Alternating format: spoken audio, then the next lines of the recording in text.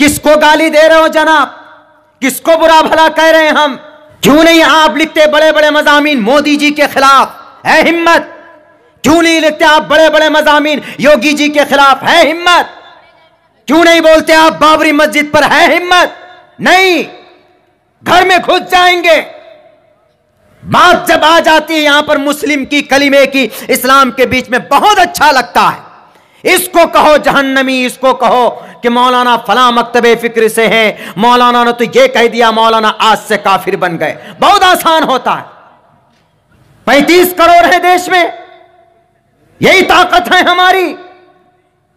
ये लोग मुजरिम हैं जो कौम को मज़ामीन के जरिए से बांटना चाहते। उन लोगों को बोल रहा हूं जिन्होंने बड़ी मजमून लिखे।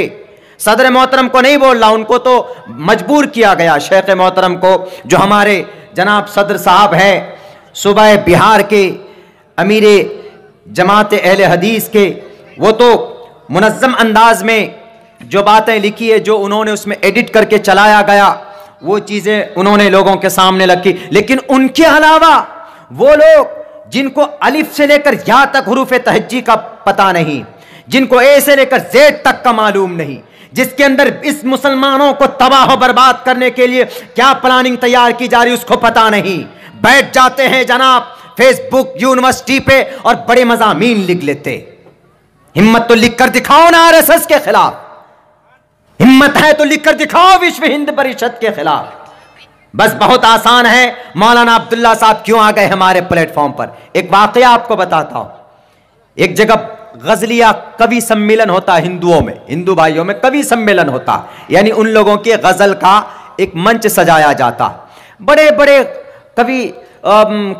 कवि लोग आए अपने अपने गजल पढ़ने के लिए और अपने अपने गीत सुनाने के लिए आए, सुना रहे थे। अचानक से 1:30 बजे का टाइम हो रहा था तो वहां पर पुलिस वाला आ गया। पुलिस वाले ने आकर के सबको पकड़ा। पकड़ने के बाद बहुत मुश्किल से उनको ये कहा कि भैया ऐसा है, हम लोग तो दावत में बुलाए गए थे, कोई बिहार से आया था, कोई उत्तर प्रदेश से आया था, कोई कहीं से, कोई कहीं से।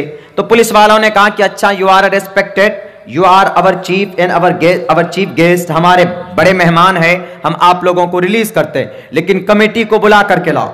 जब कमेटी को बुला कर लाया गया तो कमेटी वालों को पुलिस वाले ने कहा कि सर हम तो मजबूर थे। कहा क्यों आप मजबूर थे? जब आपको खुराक पानी मिल गया, जब आपको हमने खर्च दे दिया कि आपको सर हमारा प्रोग्राम 12 बजे तक परमिशन है, लेकिन हमारा प्रोग्राम रात भोर तक चलेगा, तो आप बीच ही में क्यों आए? उन्होंने कहा कि हम क्या करें, आप ही में से कोई आदमी ये देखिए फोन किया, ये नंबर लीजिए।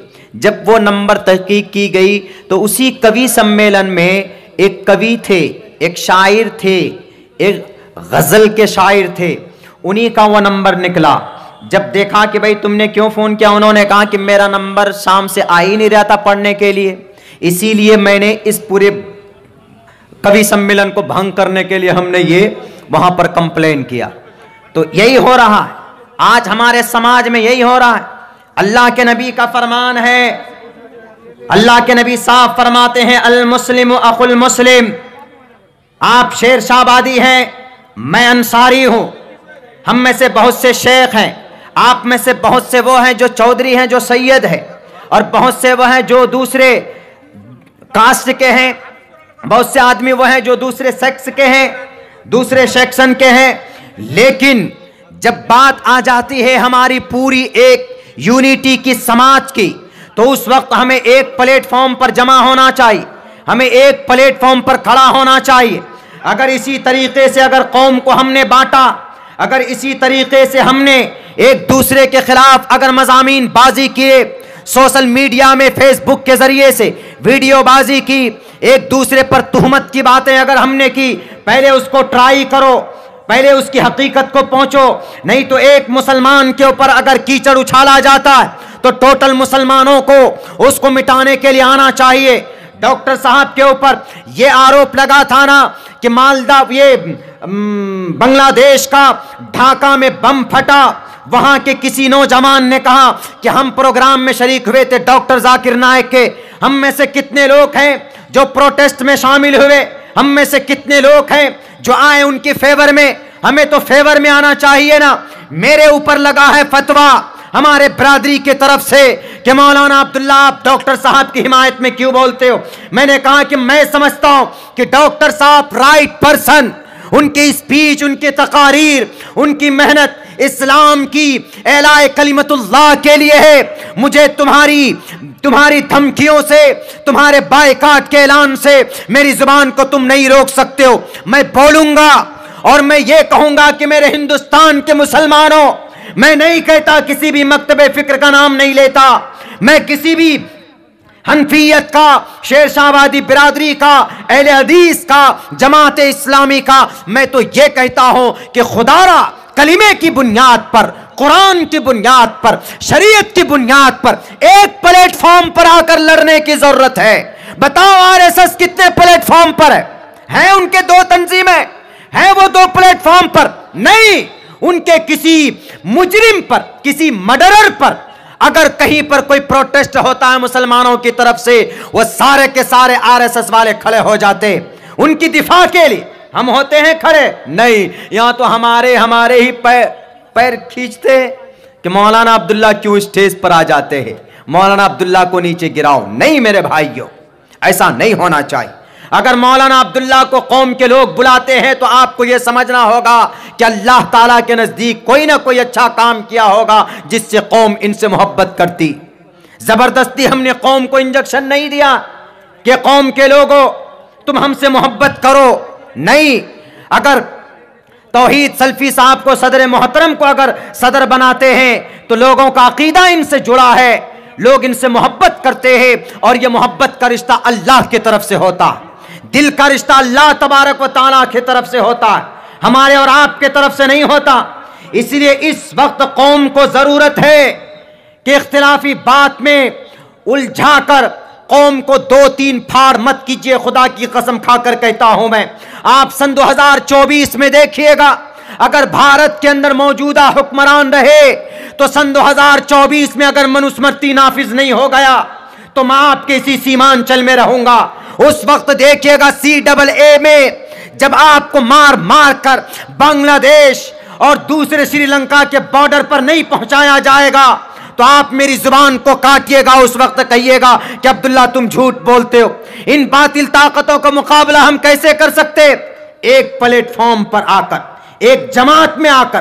कल हम लखनऊ में प्रोग्राम में थे, सीतापुर में प्रोग्राम में थे, वहां सिख के 2 भाई आए वहां के एक विधायक के पास। उन्होंने कहा कि सर हम 2.5% है, हमारी पूरी कमेटी, पूरी यूनिटी बिरादरी के लोग आपके साथ है। हमको वहां पर आश्चर्य हुआ, ताज्जुब हुआ कि देखिए 2.5% है, ये एक जगह बोलते हैं जमा हो जाओ, सब तो जमा हो जाते हैं।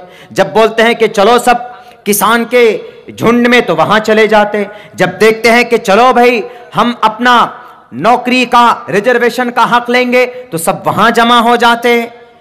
और हम मुसलमान वो है जनाब, पूरे भारत के अंदर 15 से लेकर 25% के बीच में ये हमारा आबादी का तनासुब है, लेकिन हम मुसलमान ये है कि इतने बटे हुए हैं, इतने बटे हुए हैं। मैं कसम खाकर कहता हूं कि दुश्मन के बंदूक से जो गोली निकलेगी ना, वो ये नहीं पूछेगी कि ये अब्दुल्ला का सीना है, इसको छोड़ दो, ये तौहीद सल्फी साहब का सीना है, इसको चीर कर निकल जाओ। नहीं, उनके सामने सिर्फ कलिमा पढ़ने वाला टारगेट, एक एक कलिमा पढ़ने वाला टारगेट।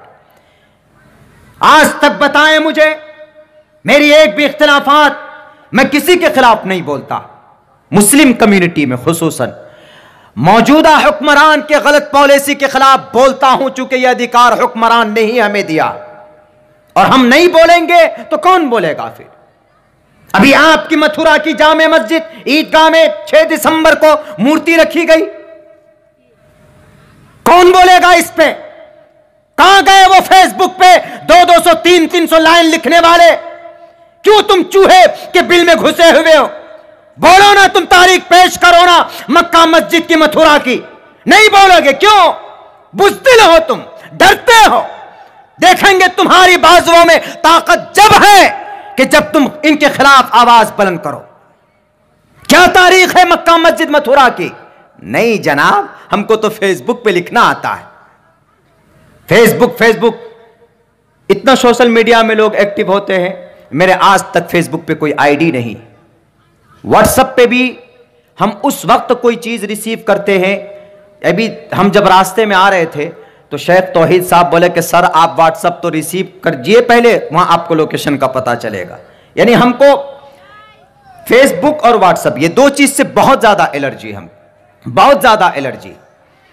मथुरा की जामे Masjid, Abdul Nabi Khan, he was a commander, Aurangzeb बादशाह, and he was purchased from the butchers. उन्होंने खरीदी, परचेज्ड, ये लिखा हुआ है इतिहास में। लेकिन इस महीने की दिसंबर की 6 तारीख को जिसमें बाबरी मस्जिद शहीद की गई, वहां पर भी हमारे उत्तर प्रदेश के सीएम के सामने मूर्ति रखने की कोशिश की गई। जो 27 दिसंबर 1949 को बाबरी मस्जिद में मूर्ति रखी गई, ताला लग गया। कुछ ही साल बाद, 40 या 50 साल बाद। अस्सलामु अलैकुम वरहमतुल्लाहि वबरकातुहू। इन्नल हम्दलिल्लाहि नहमदुहु व नस्तईनुहु व नस्तगफिरुहु व नु'मिनु बिही व नतवक्कलु अलैहि व नऊज़ु बिल्लाहि मिन शुरूरि अनफुसिना व मिन सय्यिआति अअमालिना। मन यहदिहिल्लाहु फला मुज़िल्ल लहु व मन युज़लिलहु फला हादिय लहु व नशहदु अल्ला इलाहा इल्लल्लाहु वहदहु ला शरीक लहु व नशहदु अन्न सय्यदना व मौलाना मुहम्मदन अब्दुहु व रसूलुहु। अम्मा बादु फ़अऊज़ु बिल्लाहि मिनश शैतानिर रजीम। बिस्मिल्लाहिर रहमानिर रहीम। या अय्युहन्नासु इन्ना खलक़नाकुम मिन ज़करिन व उन्सा व जअलनाकुम शुऊबन व क़बाइल लितआरफ़ू इन्न अक्रमकुम इंदल्लाहि अत्क़ाकुम। वक़ाल नबी सल्लल्लाहु अलैहि वसल्लम अल मुस्लिमु अखुल मुस्लिम। वक़ाल नबी सल्लल्लाहु अलैहि वसल्लम कफ़ा बिल मर्इ कज़िबन अन युहद्दिस बिकुल्लि मा समिअ। रवाहुल Bukhari. In the name of Allah, the most gracious, the most merciful. All praise and thanks are Allah's, the Lord of the Alameen, mankind, jinn and all that exist. You honor only that ruling judge. The day of recompense, it means the day of resurrection.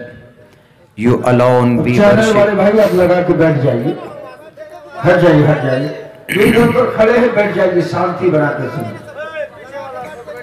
You alone we worship, you alone we ask for help each and everything.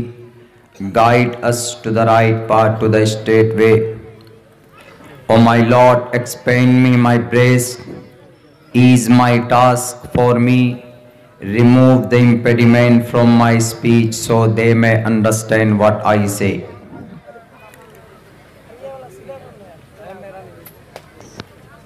जनाब सदर जलसा, मुअज़्ज़ज़ हज़रात उलमाए किराम, आसपास के इलाके से तशरीफ़ लाए हुए मोहतरम हमारे गयूर मुसलमानों और पर्दे में तशरीफ़ फरमा हमारी समाज के माँ और बहनों,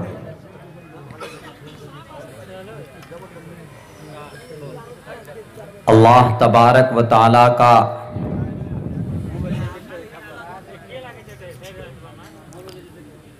ये निज़ाम रहा है,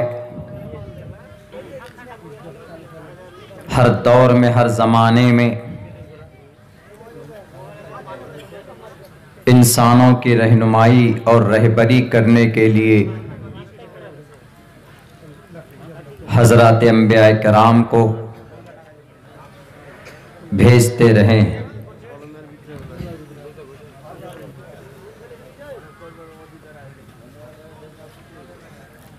और जिसने भी अल्लाह और उसके रसूल की, अपने रसूल की, अपने नबी की बात मानी हो, यकीनन वो इंसान दुनिया में भी कामयाब होगा और मरने के बाद भी कामयाबी उसकी कदम चूमेगी।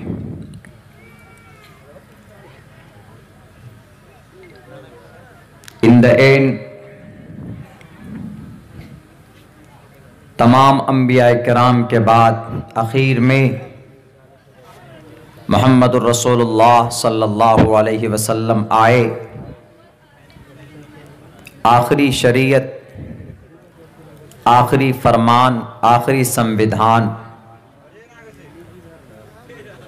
अल्लाह तबारक व ताला ने उनके ऊपर नाजिल किया। क़यामत तक के लिए ये निज़ाम, क़यामत तक के लिए अल्लाह की ये शरीयत, किसी तरह की कोई तब्दीली, किसी तरह की कोई कमी बेशी इसमें नहीं की जा सकती। अपने सर को खम कर देना है, तस्लीम करना है अल्लाह का जो ऑर्डर है, बस है, हमें मानना है, हमें उस पर अमल करना है, उसके पीछे नहीं पड़ना है।